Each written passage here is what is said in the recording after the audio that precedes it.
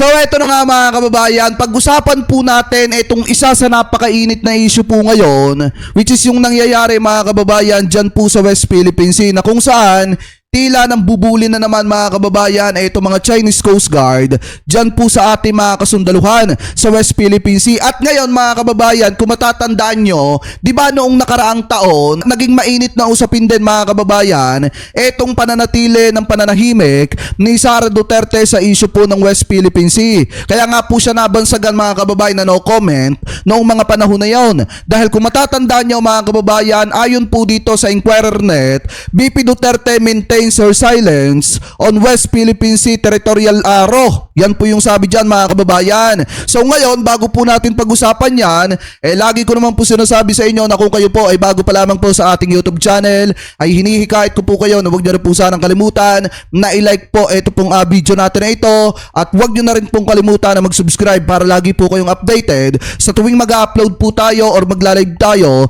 ng panibagong issue or topic na katulad po nito. So ngayon, eto, umpisahan na po agad natin itong ating talakayan. Ito po yung source natin mga kababayan.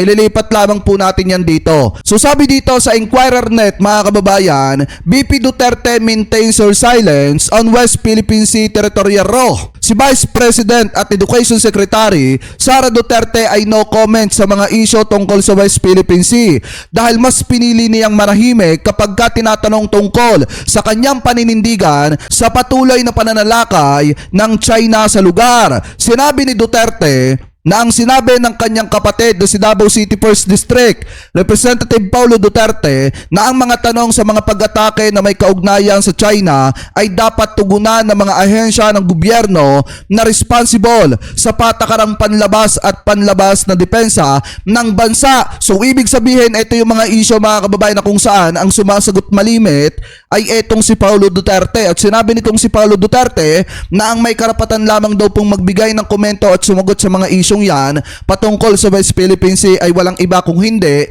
yung Secretary ng DND, yung National Security Council, at yung iba pa mga kababayan na may kinalaman patungkol po sa seguridad ng bansa. Pero kung iisipin po nating mabuti, di ba mas mainam na marinig ang komento at opinyon ng Presidente hingil po sa nagiging panghaharas ng mga Chinese Coast Guard at pambubuli dyan po sa mga sundalo natin sa West Philippine Sea. Kasi nga naman mga kababayan, napakahalaga na marinig ang tinig ng Vice Presidente sa mga issue pong ito, kasi nagpapakita po yan ng pagkakaisa ng Presidente at ng Vice Presidente. Kaso nga lang, pagka China ang pinag-uusapan, laging tahimik mga kababayan ang Vice Presidente sa isyong yan, na para bang ang dating mas pinapanigan niya ang China kaysa po yung sariling bansa. So kaya nga po siya nabansagan na no comment, kasi nga sabi dito, no comment. Yan po yung laging sagot nitong si Sara. I think comprehensive na yung statement ni Congressman Paulo. I think Congressman Paulo's statement is already comprehensive.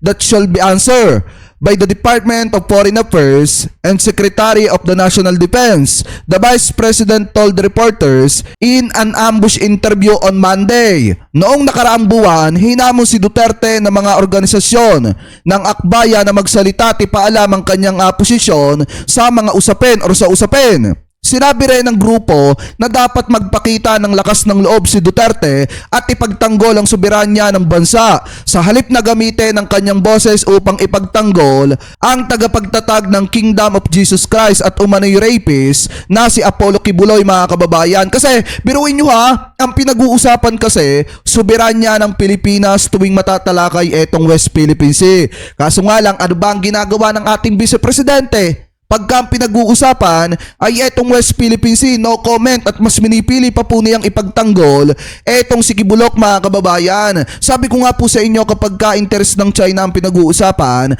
lagi pong present dyan ang ating Vice Presidente sa pagbibigay pugay sa bansang China. Pero kapag ka pinag-uusapan ay ang West Philippine Sea, kapag ka pinag-uusapan ay ang isyo ng mga teritoryo po natin at soberanya po natin, tahimik dyan ang ating Vice Presidente na tila pipe at walang narinig, walang nakita mga kababayan, at mas pinipili niya na magsalita ng no comment sa mga nangyayaring isyo sa West Philippine Sea. At mas pinipili po niya na tameme tuwing tatanungin ng mga media kung ano ba ang side niya sa mga nangyayari sa ating mga kasundaluhan dyan po sa teritoryo natin sa West Philippine Sea. Kasi sa totoo lang ang pinag-uusapan dyan, soberanya ng Pilipinas. Pero kung titingnan ninyo noong mga panahon na mas kailangan pag-usapan yung mga soberanya ng Pilipinas, tahimik po itong si Sara. Pero ngayong naaresto yung kanyang tatay, lagi po nilang sinasabi na parang isinuko na daw yung sovereignty or yung soberanya ng ating bansa dahil ibinigay daw yung isang kapwa natin Pilipino sa International Criminal Court. Eh di dapat naisip nyo yan noong mga panahon na pinag-uusapan itong teritoryo ng Pilipinas na kung saan gustong-gusto pang gawin ng tatay mo na probinsya ng China ang bansang Pilipinas. Dapat noon nyo naisip yan. Para nang sa ganun walang nabalik at walang nagbabackfire sa inyo na mga salita kapag ka pinag-uusapan ang soberanya ng Pilipinas. So ngayon sabi pa daw dito, sinabi niya na ang pagsisiyasat ng Kongreso sa pinuno ng sekta na nasa listahan ng most wanted ng FBI ay isang pagsubok sa pamamagitan ng publisidad. Sabi pa dito mga kababayan, noong Lunes, kinumpirma ng Department of National Defense na 2 barko ng China ang nakabuntot sa patrol ng Pilipinas kasama ang 3 pangunahing kaalyado nito sa West Philippine Sea noong Linggo. Dagdag pa rito muling nagpaputok ng water cannon ng China Coast Guard o itong CCG sa isang sasakyang pandagat ng Pilipinas na patungo sa Ayungin Shoal sa West Philippine Sea noong Marso 23 para sa rotation and resupply mission. Sinabi ng Armed Forces of the Philippines na ang supply vessel ay nagtamo ng heavy damage habang ang ilang miyembro ng military service ay nagtamo ng mga pinsala dahil sa patuloy na high power water blasting ng CCG mga kababayan. Pero noong mga panahon na yan, tahimik na tahimik ang ating Vice Presidente at tila pipe mga kababayan sa isyo ng teritoryo ng Republika ng Pilipinas, lalo na ngayon. At medyo mainit yung usapin na yan dahil gumagawa na naman ng hindi magandang aksyon ang mga sasakyang pandagat ng China, itong mga Chinese Coast Guard dyan po sa teritoryo natin sa West Philippine Sea. Dahil nga kung titingnan ninyo mga kababayan, talagang determinado itong China na kamkamin yung mga teritoryo po natin dyan po sa West Philippine Sea. Kaya nga hindi ko alam kung nasaan ba ang utak ng mga ito at puso ng mga ito. Kung ang utak ba at puso ng mga ito ay nasa China na o nananatili pa rin sa bansang kanilang tinitirhan at kanilang pinapakinabangan. Kasi sa totoo lang mga kababayan, napakahalaga po talaga ng boses ng Vice Presidente sa mga isyong ito. Lalo na at siya ay pangalawang pangulo na naghahangad na maging presidente pagdating ng 2028. Kaya nga dapat napaka-vocal niya at napaka-open niya sa mga isyo ng usapin ng teritoryo ng Pilipinas. Pero paano natin susuportahan yung ganyang klase ng tao kung mismong ang bansang Pilipinas ayaw niyang suportahan? Kung mismong yung teritoryo ng Pilipinas gustong ipamigay ng ganun-ganun na lamang po at tahimik sila tuwing pinag-uusapan yung ginagawang maling aksyon ng China dyan po sa mga teritoryo natin sa West Philippine Sea. Kaya nga yung mga kababayan Pilipino po natin, mag-isip po kayo ng maraming beses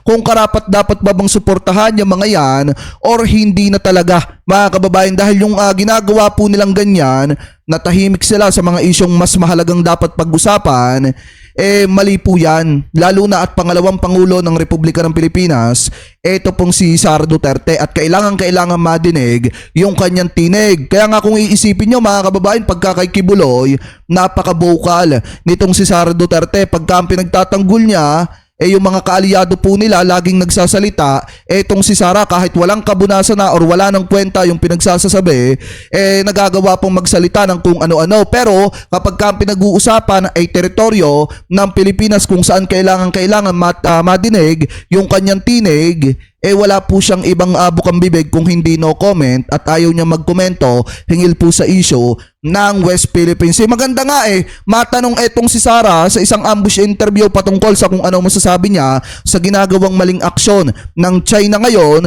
sa West Philippines Sea dyan po sa teritoryo natin. Makita man lang natin kung ano ba ang masasabi ng ating Vice Presidente hingil po sa mga nagiging aksyon ngayon ng China dyan po sa West Philippines Sea. So kayo mga kababayan, ano po ang comment at opinion po ninyo Hingil po dito sa mga topic na ito na tinalakay po natin. Ano pang masasabi ninyo hingil sa patuloy na pananahimik ni Sara Duterte sa issue ng West Philippine Sea at sa issue ng soberanya ng Pilipinas? At ano rin po ang komento ninyo hingil po sa laging no comment ni Sara Duterte tuwing matatanong sa issue ng West Philippine Sea? Comment below na lamang po kung ano pong opinion nyo hingil po sa mga topic na yan na tinalakay po natin. At bago po tayo pansamantala magpaalam, ay nais ko lamang po magpasalamat sa lahat ng Team Replay na hindi po nakakalimutan mag-iwan ng inyong mga komento, mag-like ng ating mga video at mag-subscribe sa ating YouTube channel. Maraming salamat din po sa lahat ng Team Replay na hindi po nakakalimutan na wag po mag-skip ng ating mga ads. Thank you po. Ingat po kayo palagi.